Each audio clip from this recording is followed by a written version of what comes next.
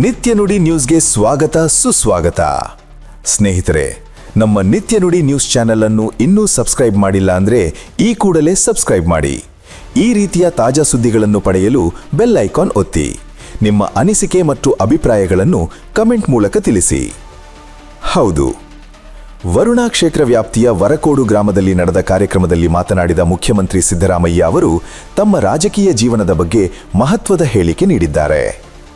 ಈಗಾಗಲೇ ಕಾಂಗ್ರೆಸ್ ಪಕ್ಷದೊಳಗೆ ನಾಯಕತ್ವ ಬದಲಾವಣೆ ಕುರಿತು ಚರ್ಚೆಗಳು ಗರಿಗೆದರಿರುವ ಸಮಯದಲ್ಲಿ ಮೈಸೂರು ಪ್ರವಾಸದಲ್ಲಿರುವ ಸಿಎಂ ಸಿದ್ದರಾಮಯ್ಯ ಅವರ ಈ ಹೇಳಿಕೆ ರಾಜಕೀಯ ವಲಯದಲ್ಲಿ ಸಾಕಷ್ಟು ಚರ್ಚೆಗೆ ಕಾರಣವಾಗಿದೆ.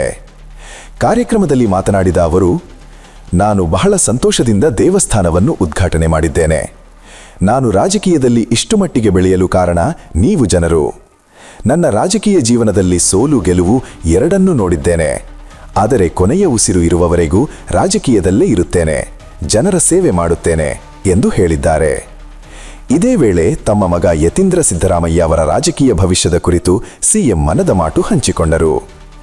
ಇತ್ತೀಚೆಗೆ ನನಗೆ ಕ್ಷೇತ್ರಕ್ಕೆ ಹೆಚ್ಚು ಬಾರಿ ಬರಲು ಸಾಧ್ಯವಾಗುತ್ತಿಲ್ಲ. ಆದ್ದರಿಂದ ಕ್ಷೇತ್ರದ ಜನರ ಸಮಸ್ಯೆಗಳಿಗೆ ಸ್ಪಂದಿಸಲು ನನ್ನ ಮಗನಿಗೆ ಸೂಚನೆ ನೀಡಿದ್ದೇನೆ. ನನ್ನ ಮಗ ಯತೀಂದ್ರ ಕ್ಷೇತ್ರಕ್ಕೆ ಭೇಟಿ ನೀಡುತ್ತಾರೆ.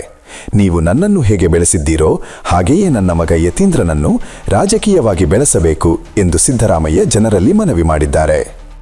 ಸಿಎಂ ಸಿದ್ದರಾಮಯ್ಯ ಅವರ ಈ ಹೇಳಿಕೆ ಈಗ ರಾಜ್ಯ ರಾಜಕೀಯದಲ್ಲಿ ಹೊಸ ಚರ್ಚೆಗೆ ಕಾರಣವಾಗುತ್ತಿದೆ. ಈ ಮಾಹಿತಿ ನಿಮಗೆ ಇಷ್ಟವಾಗಿದ್ದರೆ ನಿಮ್ಮ ಅಭಿಪ್ರಾಯವನ್ನು ಕಮೆಂಟ್ ಮೂಲಕ ತಿಳಿಸಿ. ಮತ್ತಷ್ಟು ತಾಜಾ ಸುದ್ದಿಗಳಿಗಾಗಿ ಚಾನೆಲ್ ಅನ್ನು ಸಬ್ಸ್ಕ್ರೈಬ್ ಮಾಡುವುದು ಮರೆಯಬೇಡಿ.